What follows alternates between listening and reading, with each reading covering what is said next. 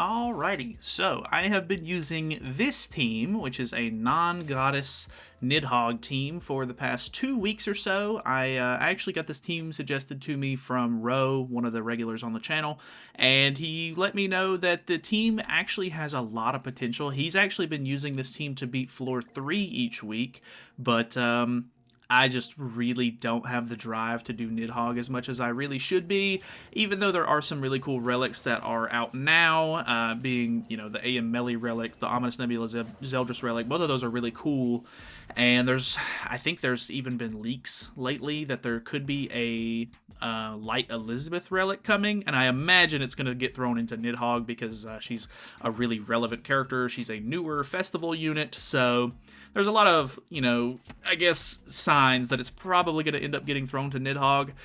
I would really like to start making Nidhogg relics, but honestly, the game mode is just pure agony. I really, really hate running this, so I'm going to show you this entire floor 1 run in its entirety while I kind of talk about it. He gave me a complete breakdown of how to actually run the team and everything, which is super, super nice of him. I really do appreciate that. I will kind of talk about it a little bit as we play. So for floor 1, the biggest thing that you want to do is he says that Festival Deanne has to have the lowest HP. For me specifically, the way that I was able to achieve this is I think I maybe did a little bit of overkill. I do have Red Tarmiel Link on her, but I actually changed him over to Blue Tarmiel's triple defense gear, just so that way I lost a little bit of HP related stats there, or just HP stats. And then I also switched her over to an attack crit damage set, which he also uses, I think, an attack defense set for his. Which is good because once you build up a couple of damage or like the damage increase stacks on her, she starts to do really good damage.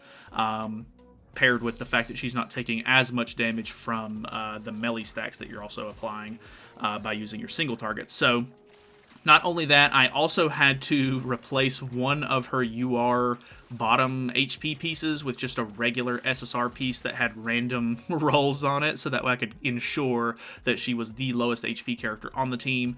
That definitely helped out quite a bit because that makes her the main target of the team. He says you're not really supposed to be using stance cards in the first turn, and I definitely agree with that. The very first time that I tried to use this team without his sort of, I guess, guide, you notice that whenever the plant here puts on the debuff card, like it's an AoE debuff card that puts on bleed and poison, if I'm not mistaken, that move actually removes stances as well, so it just completely gets thrown off. There's no reason to waste it unless you just end up drawing too many of them, I guess. So definitely try not to use the stance in the first turn. The second turn is a little bit more annoying, I guess, just because of the fact that you have to remove his stacks with the sort of, stance removal cards. If you have Freya and you have her relic, I'm not entirely sure who you would want to replace on this team. I'm assuming Freyr probably. But she can definitely help out with that if you already have her relic. But, odds are if you're struggling to do Nidhogg already, you probably don't have the materials to make her relic. The only reason I have it is because I bought it, thanks to you guys. So, once again, thank you guys so much for the support on the channel. But, yeah, honestly, I think that it may be a little bit better to run Freya, just because if you have the relic, it makes her single target flood card a stance removal, and she also has a pierce card, which is really, really important. The other big thing that you want to worry about with this run is you want to try not to use Melee's pierce card basically at all, because if you don't know, when you get to the last phase, there's a bar that you have to start, sort of whittling down to 0% for you to be able to actually kill the boss. And to remove a lot of the bar at one time, you basically have to use like a big pierce card. So, yeah, in this second phase, it's just going to be a lot of stalling, maybe getting your cards ready for the last phase. He says, pretty easy phase here. Use to collect pierce cards and stack passives. Try to keep the boss 4 gauge away from ult before he uses the AoE block card. So I'm assuming the reason why he says that is because obviously he's going to be using 3 cards per turn.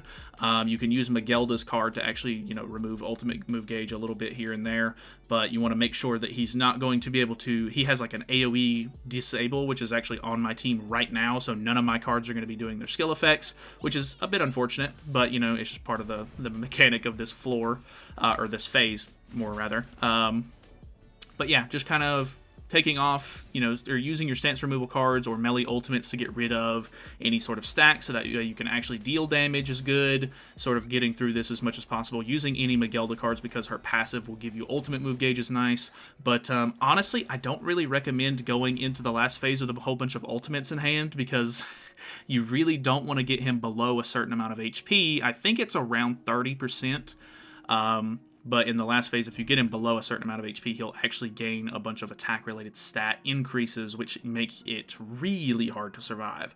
So, as you can see here, he does put a counter up in phase 2. I never really have too many issues with the counter itself. Luckily for me, I had a stance removal card ready to go right here. So, we basically just get rid of the stance in general. But every time I've attacked into that stance, it really doesn't do a whole lot, but I guess getting rid of it is ideal over just taking unnecessarily extra counter damage, so, do what you will there.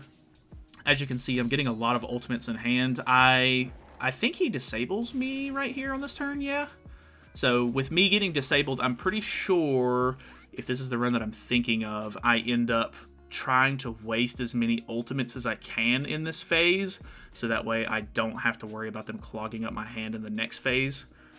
But I can't remember entirely. But yeah, I highly recommend not having too many ultimates because, Magelda's ultimate is a single target power strike card, so it can deal a lot of damage. I guess it just depends on how many copies you have of her. She's really new as of the time of me recording this, so I don't really think she's going to do too much damage. But, in the last phase, like I said, if you get him below a certain amount of HP, it's really, really bad. So phase 3 can be a little bit stally, a little bit annoying just because you want to try to pull the cards that you need so that way you can whittle down this bar on the left over here. You can see it's at 100% at the, at the very beginning of the stage. The whole mechanic is if you use higher level cards or pierce cards, you end up getting much more of the bar removed at one time. So a gold card right here should remove, 25% of the bar. I use the Pierce card here. This is a level 2, plus it has Pierce on it, so it deals a really good amount of bar damage there. I don't know what to call it. Bar damage seems to be what comes to mind, I guess. But I unfortunately wasn't able to get the card draw that I needed to get a level 3 Pierce card. I think if you use a level 3 Pierce card, it's immediately like a 50% knockoff of the whole gauge. So I think it just kind of maybe doubles the amount that you take off. I'm not entirely sure there. I'm sure it has some sort of like actual multiplier or something that it deals to on top of the card rarity, the card level or whatever. So the fact that I used a level 2 card and it was Pierce helped out quite a bit. At this point, I really didn't get super great RNG. As you can see here, the level 1 cards are only taking off like 2 to 3% at a time, which is not really ideal. You can see here I end up getting a possible merge into a level 2 Amplify card, but the Amplify card hits really hard, so I'm in a conundrum where I don't want to use too many like heavy hitting cards, or else I'm going to get him to put on his attack related stats buff, which is definitely not what you want to do, because then he's just going to end up wiping you. I also have a couple of ultimates in hand, and I'm just not really drawing the cards that I need, so I basically just have to get rid of that card. I'm pretty sure he does have a damage cap. I would imagine it's 30%, but you can correct me if I'm wrong on that. I don't actually know the 100% what his damage cap percentage is, but most of the time for these bosses it ends up being 30%.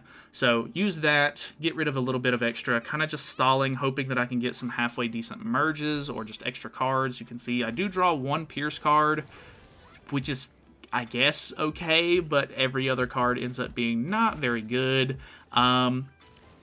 The fact that he puts on bleed debuff, and I think this card also puts on a debuff, if I'm not mistaken. Yeah, it puts on poison. I can use the Magelda blue cards to remove debuffs, heal up my allies, but at the same time, it's also going to sort of end up messing me up here. The big thing to note here, you can see I'm thinking about actually using my ultimates, and I think I do. I think I just want to go ahead and win here. Ultimates deal the same amount of bar damage as a level 2 card, so it's around 10%.